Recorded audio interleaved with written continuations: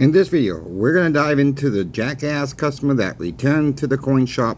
That cop I released a few videos back ago. If you've not seen the other two jackass title thumbnails, folks, please go back and watch those videos first so you can follow along with this story. They're not really long videos. I just don't want to have to repeat the whole story over again. Also, you see Franklin and Watkins in front of you. I'll tell you a story about that, what happened with that today in the coin shop. And I have another silver warning for you folks towards the end of the video. So please stay tuned for the whole video. I would appreciate that. So we all know what's really going on with the silver warnings out there. Please like, share, and subscribe. I'm trying to get to 4,500 subscribers by the end of October. Thank you for all who have helped me reach the September goal of 3,200. We are a fast-growing channel. So please come join a fast-growing channel. I know you want to be part of the fast-growing channel. So please, subscribe. It's absolutely free. All my content will always remain free. Thank you once again. Yes, so this officer got out of jail today, and he decides to come back to the coin shop. Our owner asked him nicely to leave the coin shop. He refused to leave. He says, you know what, we don't have your coins. He kept thinking we had his coins, but we didn't have his coins. He took them with him after he left the shop, and he said, I will be back. So we decided to call the cops on him, and I'm not going to go through the whole story like I said, but the guy refused to leave once again, so he got re-arrested once again. And I'll keep you guys up to date on this story as we go on. I don't know why he would come back. He did have a no trespass warrant against him. I was able to talk to him for a few minutes. I already called the guy a jackass. I also called him. I said, why did you even come back? Of course, he didn't answer the question because he was already re-arrested. I said, but you're not only a jackass. I said, you're a dumbass, I said. And so the officer kind of laughed that one off and put him back in the car, and I was walking back with the officer. I said, this feels like the My Cousin Vinny movie, I said, where he keeps going back, keeps doing the same stuff over and over, and of course he even laughed more about that. So that's what's happening. We don't know what the judge is going to do in the morning. I'll keep you guys updated with this. He didn't come in threatening us or anything like that. He just refused to leave. He said a few F-bombs. But you know what? That's not enough to take someone to jail. But when you have no trespass order against you, yeah, we had to do something. He was free to leave at any given time. Yes, one of the associates, they locked the doors, but going out the doors, you can get out. You just can push the bar and you can get out of the door. Nobody could come in, of course, from the outside. So he was free to go. That's all on camera. He was free to go. He just sat down in a chair and refused to leave. So that is what happened today. On that note, we also had someone come in who was in dire strait for cash.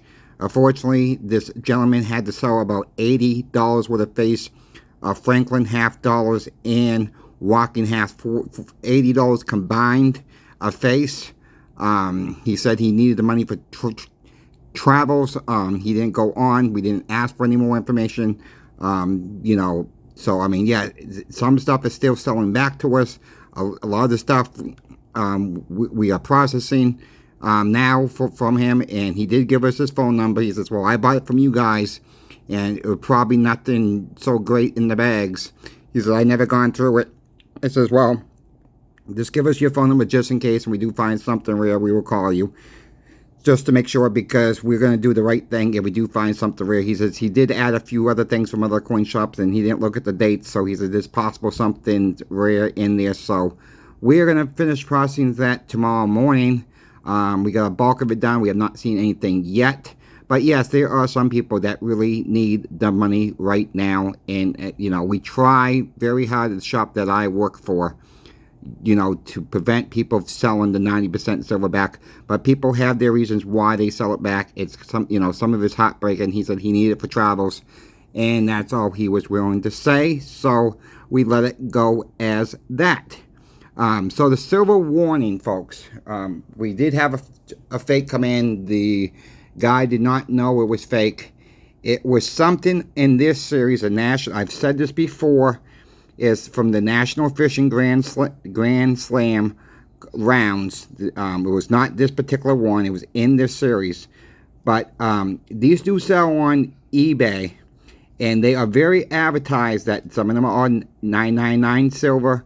Some of them don't say the 99 fine silver on it. If it don't say, once again, the 99 fine silver, if you're looking at these coins or these rounds, actually they're actually rounds, I apologize.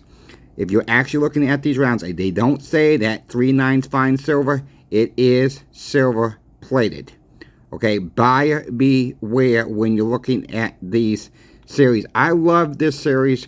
There's also a couple more series that look just like this. The Hunting National Rifle Association did one too. There's a series on that one too. It's the same thing. But all the eBay listings that I've seen do say it's silver plated. If it don't say 99 fine silver, it is not against the law to sell them if they are actually claiming they're silver plated. So just please read the descriptions on your eBay listings before you hit that buy button or make an offer button and come find out that these are not the real deal. This one happens to be the real deal. When I see these on eBay, I get these on eBay from time to time on auctions, and I've gotten some pretty gosh darn good deals. But if someone, these are really going for about 45, 55 bucks right now. Most people buy it now. Are they worth the money? No, I wouldn't pay that. But they are a harder collector item to find out there. So if people want the whole set, I don't have the whole set of the fishing ones. I don't have the whole set of the hunting ones. I don't. I try to get them as I see them as a good deal out there. And if I don't end up with the whole set, I don't care. I'm not trying to collect them. I'm trying to stack the metal itself. And that's why I don't believe 100% that you want so-called the coin in the realm on everything we stack, because I do believe it's not going to matter. I really do believe it's not going to matter, because there's, but we can test this stuff very easily without a Sigma. There's the ice test. There's the ping test. There's your scales out there. There is a lot of different tools. We don't even have to use chemicals to make these coins look bad. There are plenty of tests we can do out there without messing up our silver out there. And it's very easy to do. You don't need the Sigma. People think they need that $1,000 Sigma. No, you don't. It really don't matter how big your stack is. There's no sense of paying the money for that. I mean, there are tools. That ping test is out there. Your apps are out there. Will work with the Pocket Pinger just fine. You can pick up a small ounce scale, gram scale on eBay or Amazon for about 15 bucks. You can also pick up, books on coins or rounds too. You get something on eBay. If you have a local coin shop, most coin shops will test this stuff for absolutely free. What I do recommend, if someone does do that, wants to bring in 2 or 3 coins, they don't have to buy from us. But it's a nice gesture if you buy a couple silver dimes or something, say thank you for your time, blah, blah, blah. That's not, people can't always do that. But, we do take the time to test people's coins and metals free of charge. But we really don't have a limit on that. And we don't see a rush of people taking that full of advantage of that. And normally when people do come in and want to test, they do buy something small. I mean, they normally, have that in their head. They're going to buy something small anyways. And just, the guy was not too upset. He says, I bought it about 5 years, his round about 5 years ago. And he says, I learned my lesson. And but we didn't have any at the shop to show him. This is my personal one. I pulled back out of my safe to show you guys this in this video. But I just want you folks to be very aware on eBay also, because, just read the descriptions. There's a lot of good sellers on eBay. All right, I'm not going to knock eBay. Yes, there's some bad sellers out there. Does eBay need some work to do to get these bad sellers off? Absolutely. All right, I'm not going to give eBay the full oh, eBay's the greatest place to buy. No, I mean, especially if you're new, maybe, you know, if you need help, like I've said before, I'm always open for emails. If you see something on eBay, you're not sure, send me the link for that eBay thing. I'm not going to go behind your back and try to take it away from you and try to get it myself. I'm not that type of person. Or you have questions, you know, whatever the case may be, I will help you every step of the way in your journey of stacking. I mean, that's why I made this channel for, to help people, not to take advantage of anybody out there. You know, that is my #1 goal, is to help as many people as possible. And don't be afraid to email me. If you need to email me every single day on a question, that's fine, no problem. I do get back. You know, I got a couple people that email every day, which is fine. They're new to stacking. And how else are you going to learn if you don't ask questions? Okay, that is my, I've said before on this channel, I'll say it again. If you walk into a coin shop and they can't give you 10-15 minutes of their time, maybe it's not the shop for you to buy from. Okay, call your online bullion dealers too. They will, if you're looking for something on an online bullion dealer and you're not quite sure what the description really means, call them and ask them before you hit that buy button.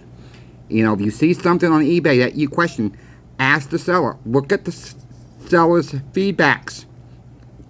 If they have 100% feedback and they're selling a lot of silver, gold, whatnot, you know, look what they're actually selling too. Because they could have 100% feedback and they could just throw up coins all of a sudden.